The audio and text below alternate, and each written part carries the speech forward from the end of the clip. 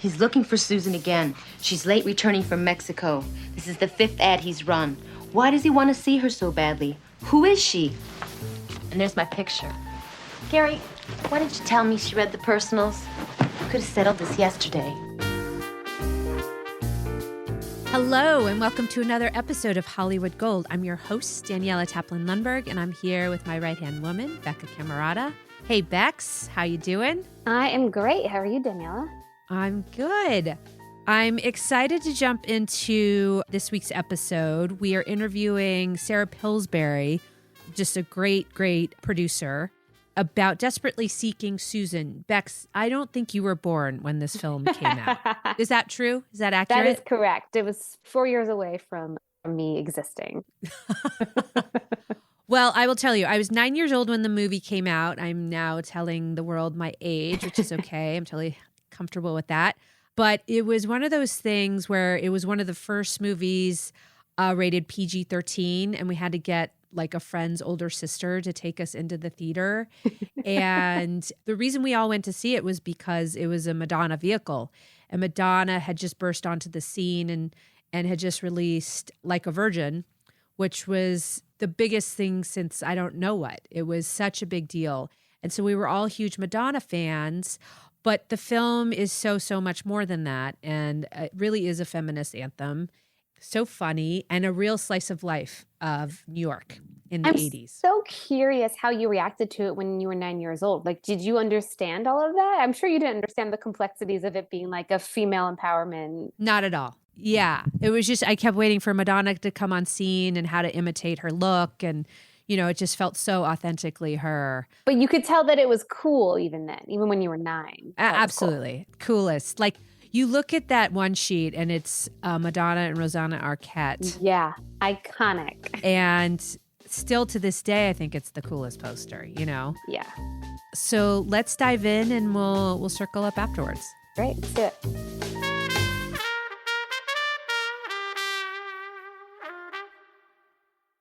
Sarah Pillsbury, esteemed producer, someone that I so admire. I grew up around you a bit and always just noted you for your strength and your voice. And, you know, there's just certain people that imprint on you as a child. And whether you know it or not, you were one of them.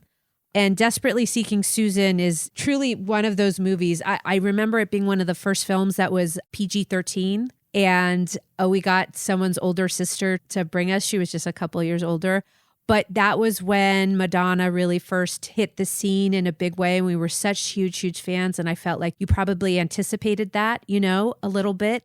So take me from the beginning, because certainly I'm sure it did not start out as the first film that Madonna was going to star in. It probably had its own life. So start from the very beginning of it.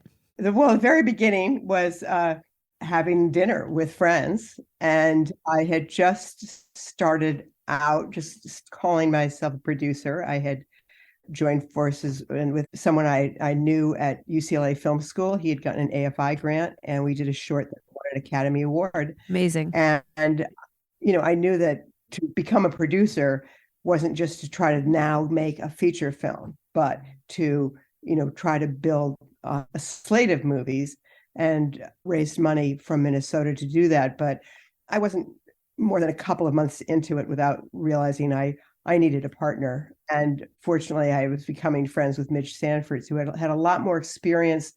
I had very little experience myself, but I had made movies from start to finish, whether the shorts, working on documentaries, or at film school. So Midge thought I was brilliant. And she, on the other hand, had worked more in development, and she knew agents and writers and agents and studio people.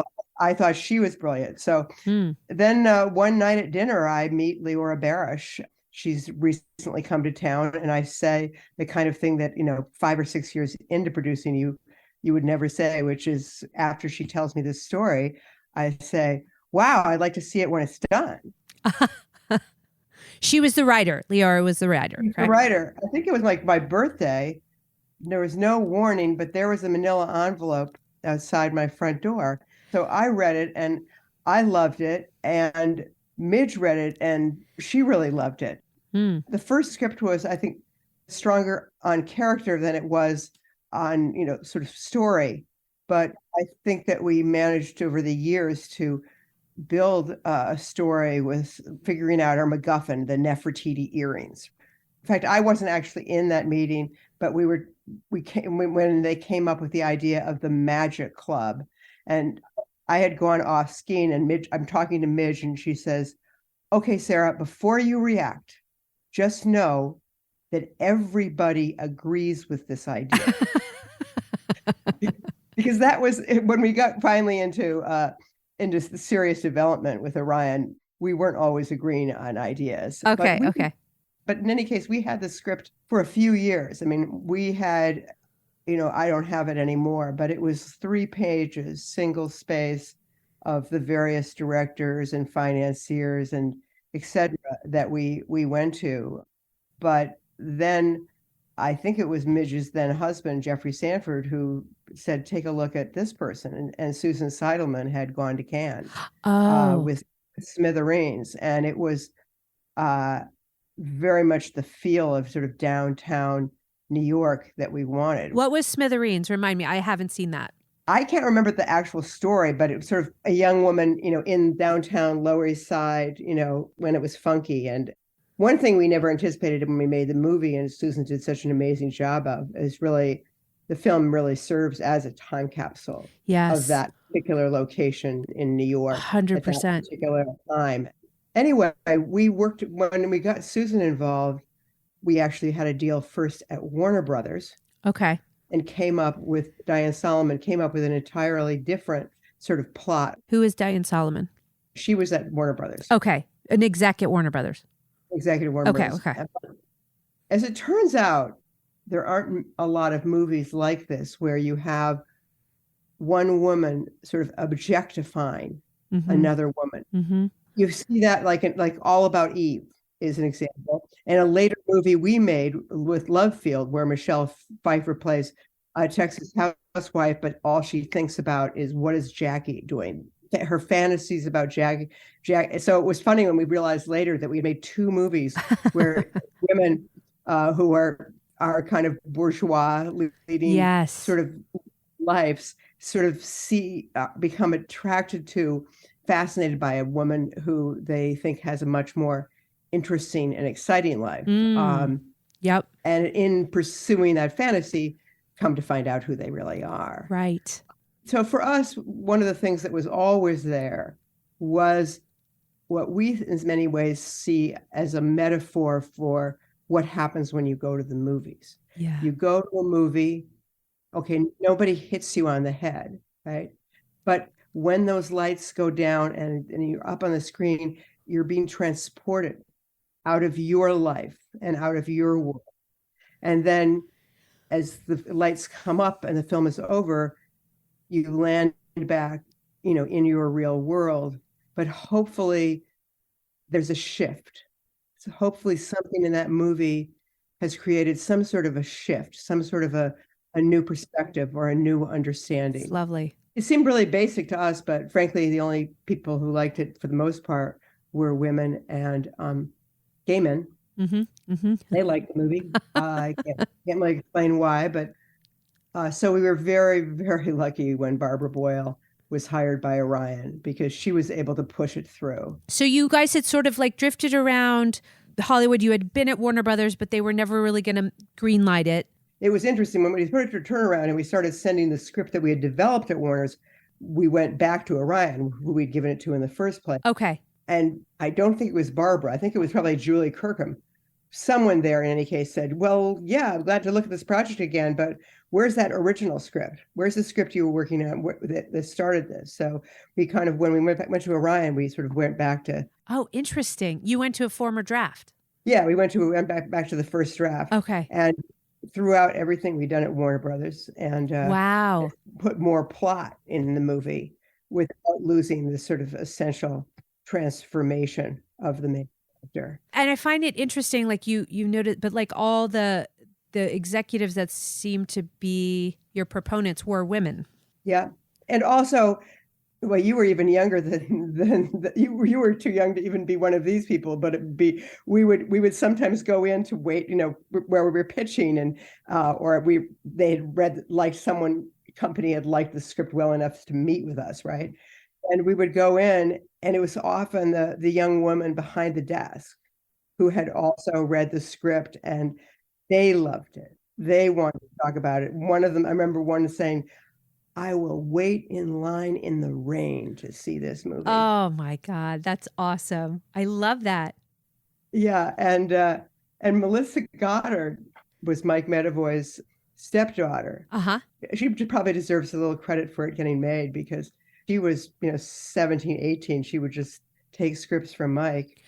She also loved the script. And Mike Medavoy ran Orion at the time. Is that right? Exactly, yeah. Okay. First time we went through there, Barbara Boyle wasn't there. And the second time, and Barbara Boyle had come over. She was a generation, well, not full generation. We're at this point fairly close in age, but she was, who had really put a pickaxe to the glass ceiling. Yes. She was tough. And when it looked like Orion was going to pass the second time out, she flew to New York. She flew to New York, and she said, they don't want Diane Keaton, which was actually not true. We had tried to get it to Diane Keaton and Gold. But anyway, she said, they don't want Diane Keaton. They don't want Goldie Hawn. They want an up-and-coming actress, and they'll make it for $5 million in New York Union. And if you don't give me the money, I do not know why you hired me. Oh, I love that. How cool. It was very cool. So she really made that happen. Did you find that they were waiting for you to sort of attach a star to greenlight the film? Like, what was that back and forth about? We did have the attachment of a director. We did have a director. She was a director that Ryan wanted to work with, and obviously so had Warner Brothers. But we just went in with a cast list that was very short. In other words, I think it was Rosanna and there was another actress. But Rosanna had worked by then with John Sayles, who we were working with on Maybe It's You. And she also had there was a brilliant television movie about the Warsaw Ghetto. And we saw both of those, and we just thought she had extraordinary. Rosanna Arquette of the Arquette family. It was funny. We went to her first, and it's hard to believe this is how it happened, but I swear, maybe it was her agent talking, saying, she's in, she wants to play Susan. And we went, well, I'm glad she likes the script, but we were actually giving her the script for Roberta, for the lead. Yeah, yeah. And then it was quickly, okay, well, she'll do that. Yeah. and then Susan, we came up, I can't even remember who, because it was, we saw a lot of wonderful women actresses for the role of Susan, but it was pretty early on. Susan Seidelman, living in New York, knew about the singer. She had a couple things on the radio then. She went around New York with her boombox, and that was Madonna. And I, of course, had never heard of her at that point.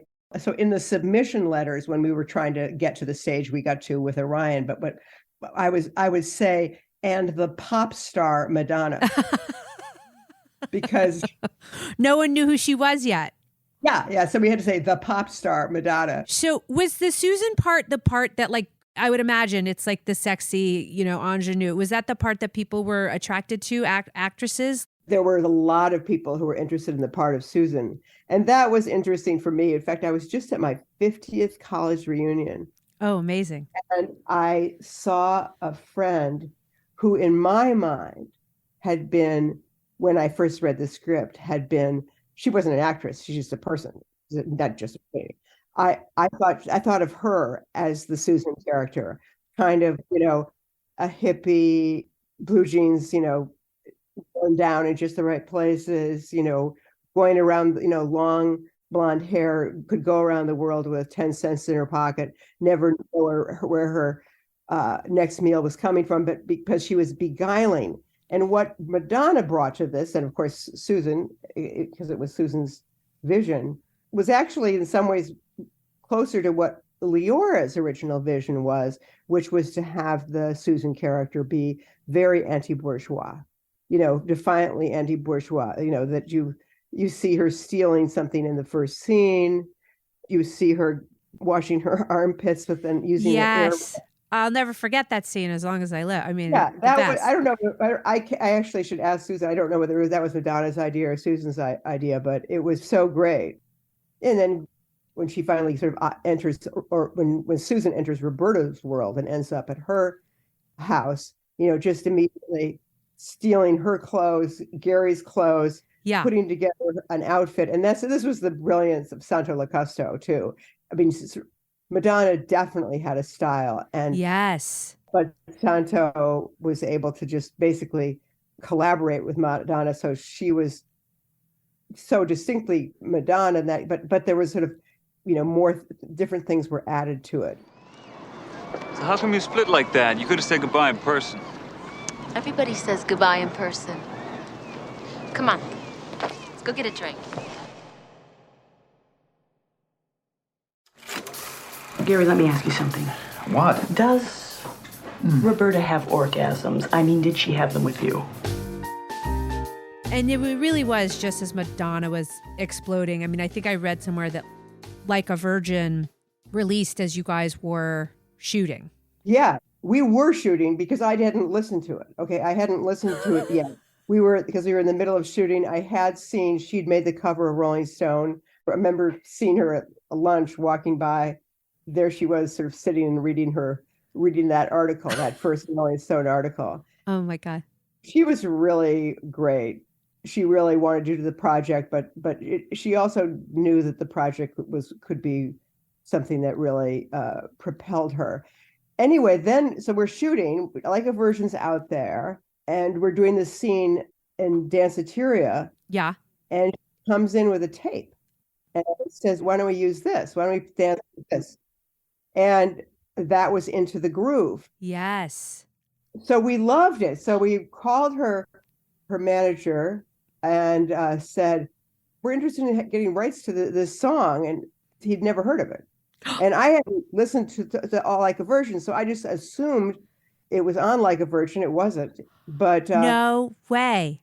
And Warner's was opposed to us using it because it was not yet in release. And their strategy with an album back then is you peeled off one song after another. Yes. And it was not there. And fortunately, Jeff Aroff, who was sort of the youngest, hippest guy at Warner, said, let them do it. He said, we're going to own that song anyway. It can't, it's all good. Yeah. So not only that, we were able to put together an MTV. This was the early days of MTV. And DJs started then taping the song off of MTV and playing it on the radio. Oh my God. So it was sort of like this free publicity. It felt like there was so much of her all over the character and all over the film. Were she and Susan Seidelman like real collaborators? I mean, there's so many great actors in the movie. Well, I think they were very good collaborators, but also Susan was sensitive to, this was Madonna's first film. Right. So she was more, I would say, very nurturing to her. But she got along well with her. We had I don't know if you remember the cast, but the cast was. I just watched the movie 2 days ago, so I'm like fresh on it. I mean, such a great cast. So Midge and I, I wish I could remember what her credits had been before that, but Midge and I said, well, if we ever get to make a movie, we're going to hire Ellen Chenoweth. One of the great casting directors of all time, yeah. And she wasn't available. Okay. So she said, well, there are these two people doing casting for Neighborhood Playhouse, and she really recommended them for this. So Risa Bramon and Billy Hopkins. Yes. And they just did an excellent job of just, populating the movie with a combination of incredibly strong stage actors like Laurie Metcalf, right? Totally. You guys had like such an awesome cast of just like proper New York actors. Yeah, and the thing about the movie, it's so fantastical that John Turturro, there's certain actors in that movie who really ground the movie. Yeah. That really make you feel that this is really happening in a real place. John Turturro is like arguing with his mother. Aidan Quinn is, delightful as this woman is, she's messing up his life. Yes. And he's got sort of real anger. I mean, we were at first thought that he was a little bit too heavy and not light enough, but we felt that, in fact, Aiden's performance, as I say, like John Turturro, helped really anchor the movie in reality. I totally agree. Even Anne Magnuson, is that the actress's name? She played the cigarette girl, and I was just like, she's so awesome. I mean, she has like two small scenes, and it's like, she was so great. There's just these great, great actors you guys brought. Yeah, it was really fun. Talk to me about the look of the film, because I feel like it really represented, you're right, like New York when it was just like kind of gritty and cool, and like there was such individuality. And not to say that that doesn't exist now, but it was before it was cleaned up. Was that very intentional, or were you just capturing what was there? It was definitely intentional. It was funny. I can't remember what film festival Susan went to. I mean, like a year before we made the movie. And she'd met the cinematographer that she thought was going to be perfect for this. And I remember just saying kind of to myself, she met Ed Lachman. Uh-huh. One of the greats, truly. Yeah, because Ed had only done mostly European films. Yeah. So that was a bit of a push with Orion. And then furthermore, Ed did in that movie something that really hadn't been done before, which was to using fairly brightly colored gels. Yes. Even in daylight. He really created a look. But then on top of it, we had the good fortune to meet Michael Pizer, who became executive producer, is his title, on the movie. He had been associate producer on a lot of Woody Allen's movies. So the crew, just as the cast was this blend, of kind of big Broadway stars and kind of indie people, so was our crew. Very cool. I should say that I was 4 months pregnant. Of course. When we got the blinking yellow light. Sure, that's right? the way it always happens, Sarah. And then Nora was maybe 2-3 weeks old when I went in to see Madonna's screen test. Uh-huh.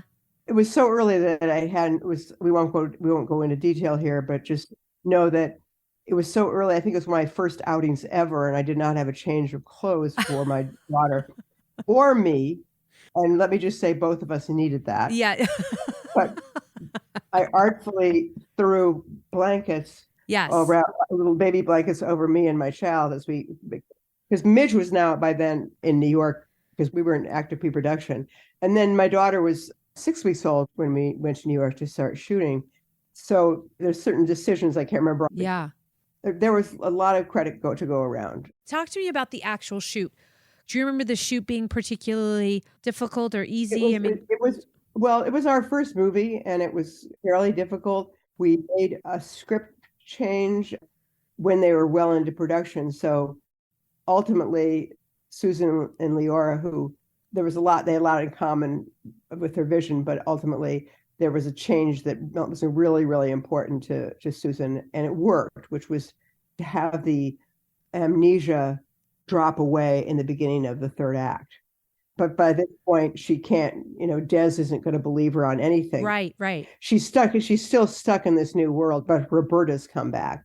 And then we had a final writer who just did an excellent job of kind of working with the new structure, but also really the tone of it and who Roberta and Susan were as people really keep making that work. It worked seamlessly, but that happened while you were shooting? Yeah. And Susan was doing some rewriting while we were shooting too. Okay. And that drove Midge and me crazy because Midge and I came from even though we're very inexperienced, we sort of saw scripts kind of as Bibles. Yes. As opposed to blueprints. And it's not like Susan threw very much out, but there were things that she wanted to make it, in her mind, work better for the story and for the actors to change it. Yeah. And Midge and I were pulling our hair out. And there was definitely a point where there was this one scene, I think it was at the Port Authority, where Roberta retrieves this suitcase because in the jacket, she's found the key. Yeah. All of us are crying on the set. Midge and me and Susan and Rosanna, we're all crying. You were crying because of the emotion of the scene? Well, no, because we were upset with each other and what was happening. And No. yeah, we were anyway, but no, that's the stuff. I mean, that's just the reality. But we got through it, and it was Midge and I grew to, I think our trust in Susan grew during the course of the production. I remember she took to doing some alternate takes. I remember once in dailies, back in the old days where you would actually see dailies. Right. You screen them. You go sit and watch them somewhere. And she said, yeah, well, I got to say, it looks like your version's funnier. I'm going to go with that.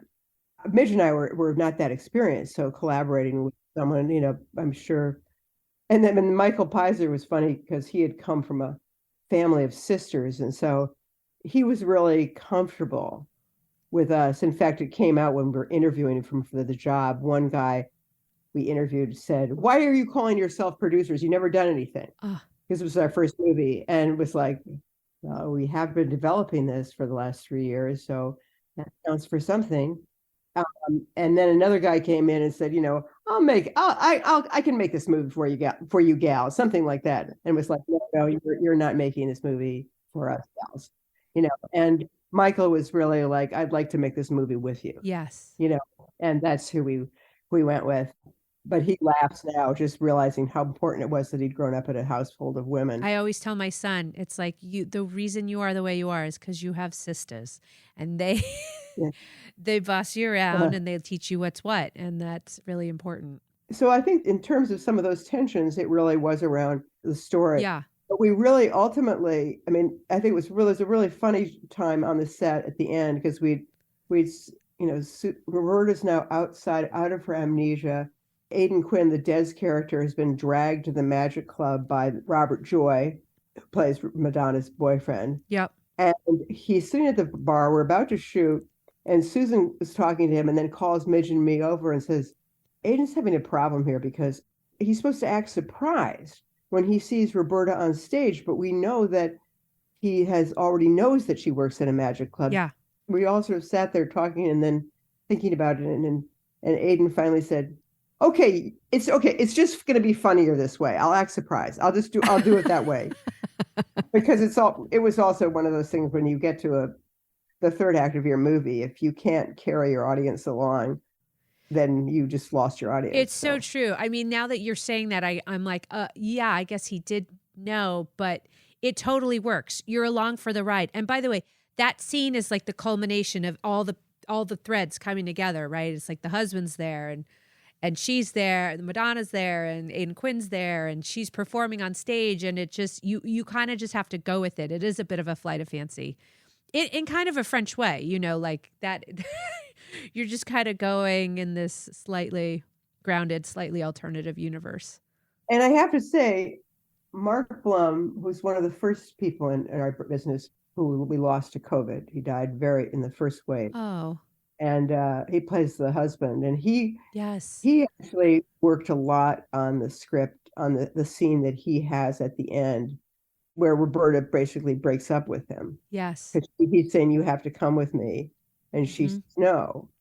He really sort of spoke. It was important. It was one thing that made us realize that the actors sometimes will know their characters better than all the producers and the writers and the directors, because they've been inhabiting that character in the movie as it's being formed. And he wanted Gary to have a little dignity, Yes. And sort of fight for it. So that was good. Look, I'm going to go outside and I'm going to wait for 5 minutes. And if you're not there, I'm going to leave without you. Goodbye, Gary.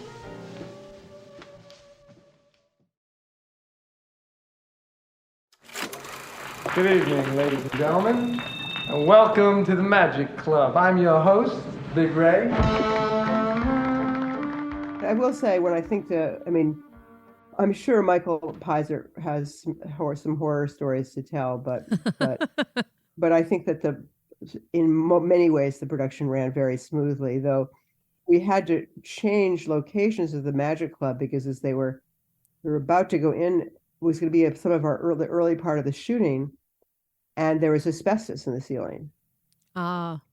We had to drop that location and find a new location, which turned out to be the Audubon Ballroom, which was really a great location. So you get through shooting, everything's gone relatively smoothly. There's obviously a little bit of tension with the rewriting, but it obviously seems to have all landed in the right way. Madonna is becoming this humongous star in the midst of your shoot. When you get into the edit, is the studio like, we got to capitalize this on this very quickly? Like, are they rushing you? Are they kind of letting you go along your way? Like, talk about that. What happened is Orion had us kind of liked rolling out a movie every month. Oh, okay. We finished shooting in November and we were slated to come out following October. But I'm forgetting the name of the European director, but he had his film, which was supposed to be coming out in March, was not ready. Okay. And Orion had us push post-production. So we basically had from November to March to do post on the movie. Okay. Wow. It was just a very short window, very small window to finish the movie. And they were concerned about capitalizing on Madonna. But one of the reasons they wanted that, they were happy with the earlier date for us, is because they were afraid that Madonna would fade, that her star would fade before the fall. Right.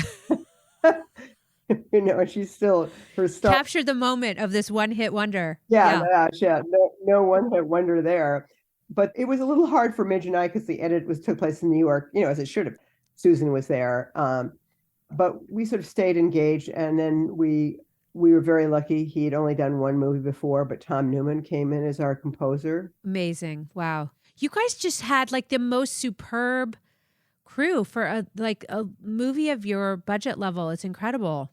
When I think back on it, I think there should have been more of a campaign for recognition for the people in the movie. There really wasn't any kind of Oscar campaign at all. A lot of people at Ryan saw it as fluffy. The first ad that they put together, you may not know the movie, but we said it looked like Mr. Mom or something, but because there was a toaster with Roberta's face reflected in the toaster, and then a Polaroid of Madonna popping out. And I mean, even though part of us had made the movie in the first place for sort of 30-something people, it was clear our audience was broader than that. And whoever we were talking to at Orion, we didn't even seem to be aware that we had had this special photography done on the movie, thanks to Reed Roosevelt, our fabulous. Oh, amazing. I mean, your one sheet is one of the most iconic, maybe ever. Yeah, so that's Herb Ritts. Herb Ritts shot that? Yeah, but at first sight, the people at Orion said, well, there's a couple of problems with this picture. One, they're both dressed alike. And we went, oh my God. Yeah. That's kind of what the movie's about. Did you watch the movie? Yeah. And then it said, there's two women. Yeah. And, what people would think they were lesbians. And it's like, well, then fine. If that's just right. What difference would that make? Oh my God. What they did think, but I don't think that's what they're going to think, because they don't, when they see two men on a poster, their first thought isn't, that there is some homoerotic element in the movie, but they went with it.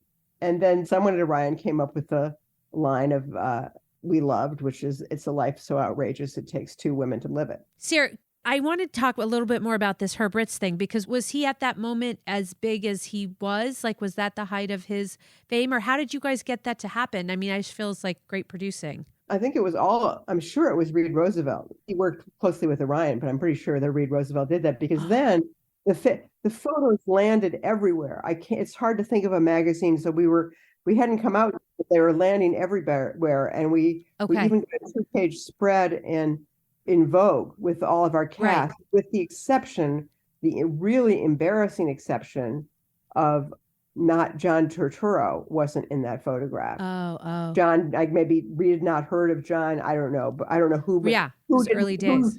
They should have contacted him. And I remember, Reed coming to me and says, I need you to write a letter of apology to John Turturro. Oh, wow. In other words, and basically, take the fall for it, right? Yeah. And I did, that's fine. I mean, it's just like one of those things. You're a producer. So sometimes you do have to be if something happens that you weren't directly aware of, you have to say that. But the Herb Ritts photos went everywhere, and that helped us a whole lot. Then Newman comes in with his wonderful score. Yeah. One of the next things that happens is that we don't get into the main program at Cannes, which is where Susan's film had showed before. Okay. But we were invited to the fortnight. That's incredible. That's amazing. But but what's great is that We finally reluctantly got Orion to agree to let us take the movie to the fortnight. And they were willing to pay for Susan, and one of the producers, Mitch and I, probably paid for one of us paid for ourselves. We got like a little, modest hotel to stay in. And then we arrived in Cannes, and Ernst Goldschmidt, who ran foreign for Orion, put us up at the Carlton, made sure my God. that we deserved. And we were closing night of the fortnight. And did you bring the cast? No, we had no cast. Oh my God. Just Susan, Midge, and me. Cannes it was a dreary year. And and we're closing fortnight. So all of the press screenings have taken place. There is a huge, huge buzz about the movie. And it was totally packed. And it was really a thrill. Sarah, that's just incredible, because you have to understand that, like, for me, I mean, I saw that movie when I was quite young, and I didn't go into it thinking, oh, this is a art house film that's premiered at Cannes. I went into it like as a huge fan of Madonna, which all my friends did. I mean, the huge number of your ticket buyers were like preteen girls who were given this gift of this auteur's film wrapped up in the bow of a Madonna, launch pad. And I didn't realize that it had gone to Cannes. That's incredible. It gives me a totally different lens into the film. So one of the things that was really funny, Midge, back in the days of Blockbuster Video or whatever, she goes into a video store and there's someone maybe just a little younger than you were at the time. Yeah. With a mouthful of braces. And Midge overhears this girl saying, "When is Desperately Seeking Susan coming out on video?" And we had to fight, by the way, for that PG-13 ruling. We had because they wanted an R. Yeah, there was 3 or 4 instances of someone saying "fuck" or "fucking." Okay, and they wanted that out. But you just had to have Robert Joy when he reads in the paper that Susan is seeking this hello stranger, and she's reaching out to Roberta. And Jim sees this and he just sort of, goes through the roof and says, "What fucking stranger?" And we could not lose that. We couldn't lose that line, but we got it down to one mention of the F word. And then Roberta was in a tub with bubbles. And I think we added a few more bubbles or something because her breasts were showing. You could sort of see the tops of her breasts. Yeah. Oh, and then we had to take a long shot and make it into a medium shot when you have Roberta on top of a pinball machine inside the Magic Club, and Roberta and Jim have reuned, and they are reuniting on top of this. Susan and Jim, right? Yeah, Susan and Jim, and we had so Susan and Jim, and we had to so instead of a long shot where you can see everybody, right? Yes, everything. If you look at it again, you can see it's a little off focus because it's kind of they made a medium shot. Do you remember the night it came out? So the way it worked back then, the numbers you were waiting for were the noon numbers from New York. I think we were actually at a lunch together when we got the word that the numbers were really, really good. Oh, that's great. We had done some research screenings, and the film had not scored that well in research screenings. And who knows why, but one thing we had to drop, something we had always wanted in the movie, which is a scene where, keying off the Nefertiti earrings, that Roberta and Madonna have taken their prize money and gone on a trip to Egypt. And you see these 2 women on this trip to Egypt. I read that was an alt ending, and I just love the notion of that. Yeah, I love the idea of it. And if you ever see Muriel's Wedding, that's one of the things I love in Muriel's Wedding. But it was always important for Midge and me that we never had a movie where the arc of the woman's character was getting the guy at the end. Yes. Arc had to be becoming their more authentic self. 100%. And maybe the romance ensues, but the idea is that the prize is not the guy. The prize is self-esteem and a better sense of self. That's the prize. And we think that was accomplished in the movie anyway. Totally. And people wanted to have it end with the 2 couples in that movie theater. And I remember just saying to myself, we're making mass entertainment. when you're making mass entertainment, sometimes you really have to listen to the masses. I totally agree, Sarah. But by the way, like, I totally understand why you ended the film the way you did at the time that you did. We also interviewed Callie Curry about Thelma and Louise, and your movie is a precursor to her movie. Like, you're a movie allowed for her movie to be, and then they had the ending where they go off, the cliff. And so I think, it's all a journey, and thank God for it. Thank God for Desperately Seeking Susan. Well, thank you. I mean, the thing is that we're delighted that it still has stayed with people, that it meant a lot, particularly that it meant a lot to people like yourself, that, that it brought more women to the movie. Because one thing that's changed, a lot of things haven't changed. Yeah. But when we were looking for actors in that movie and people knew that we had already cast the 2 female leads, Yeah. there were a lot of actors, and I'm not saying blaming the actors, I'm blaming the agents who did not want to have their stars in that role. Play second fiddle. Totally. But fortunately, Aidan Quinn did not see it that way, and nor did his agent. Yeah. And we were able to get that. But when we made the movie, it didn't seem like we were making something that was iconic. There were things in it we thought were deep beneath all of the humor, but we thought there would be a whole lot of more feminist comedies, right? We thought this was like, yeah, maybe we were, one of the first where there's a female director and female writers, female leads, et cetera. Yeah. But that's what the future was going to look like. It hasn't looked like that enough. But anyway, but I was like, so I have to get back at you. When I saw your movie, Beast of the Nation, and realizing that you had become a producer and that you were doing that, I was really, really thrilled.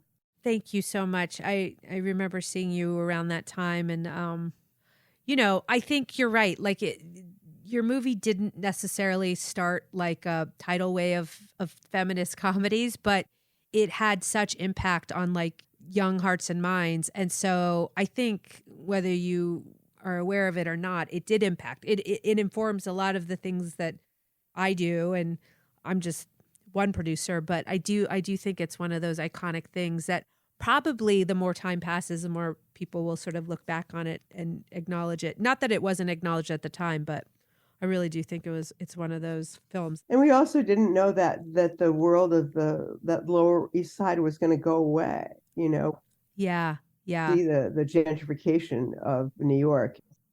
Anyway. I came to New York. My mother was in a play at the New York Shakespeare Festival in the mid 80s for Joseph Papp.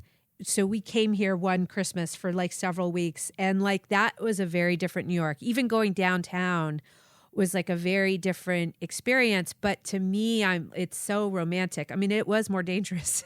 Yeah. But I don't, you talk to people today and they're like, what are you talking about? You couldn't go below this street or above this street. And I was, that was the case, but what a place it was. So thank you for so many things, Sarah. Thank you for doing this with me. I'm so thrilled about it, and adore your movie, and it was so good to reconnect with you. Thank you so much for having me. Oh my God, I have heard that 4 out of 5 prostitutes are lesbians. Leslie, I think that I would know if my wife was a lesbian. Why? You didn't know she was a prostitute.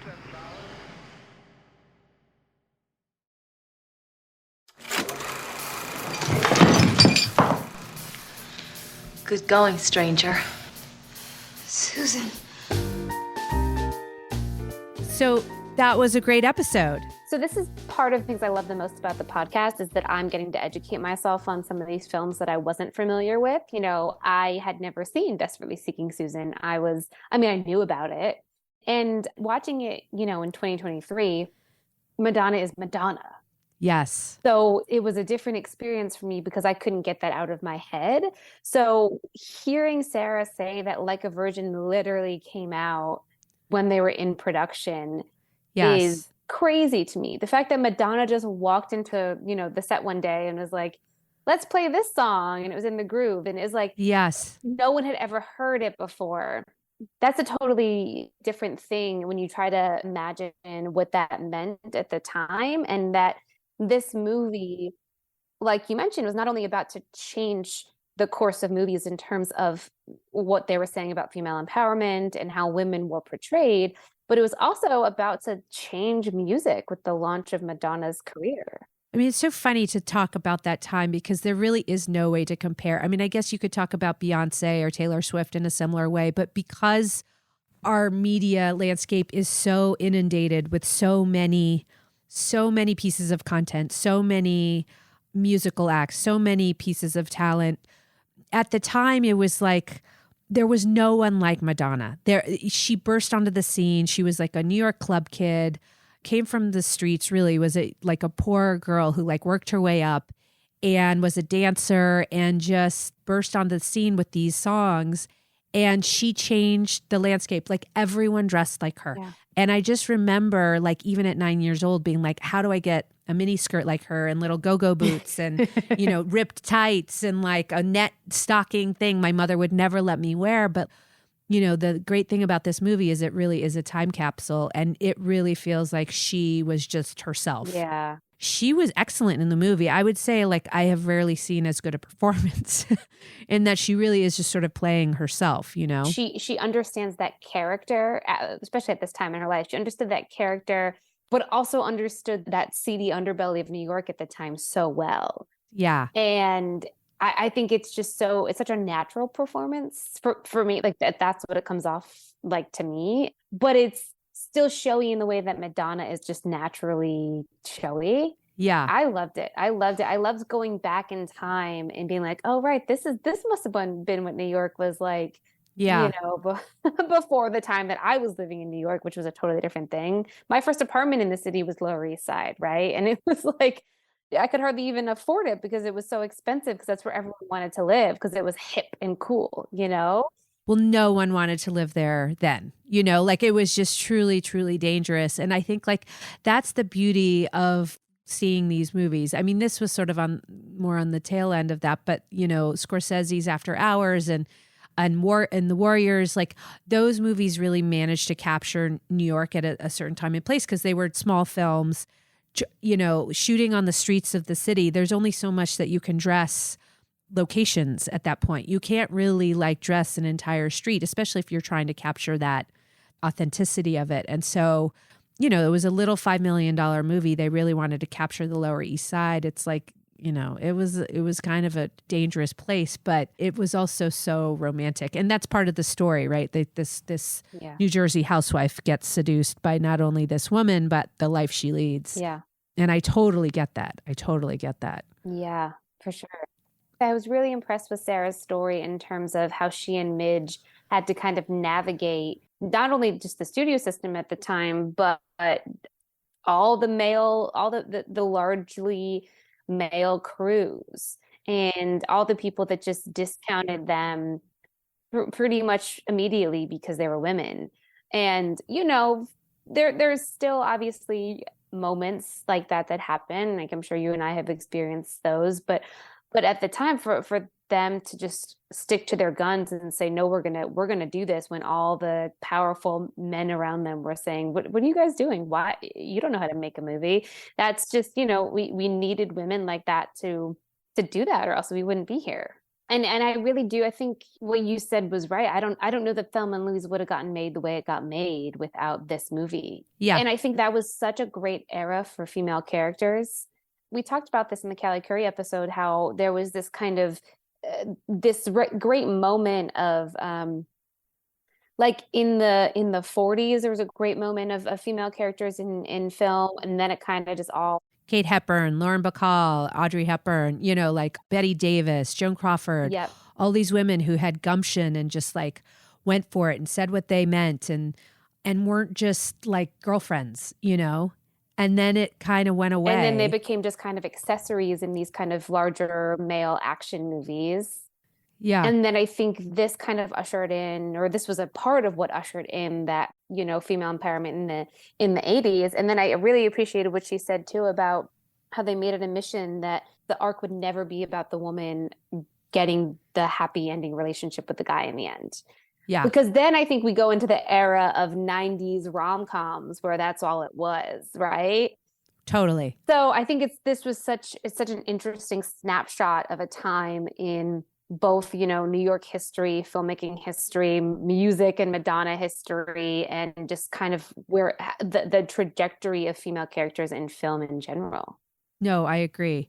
Because that really was what Madonna represented, like taking back your sexuality, owning it, presenting it in a way that you see fit, not being defined by the male lens. Even though her music was like largely dance music, like Get Into the Groove is just like a dance song. But you look at a Virgin, you look at a lot of her music and it really had like very, very powerful messaging. Yeah.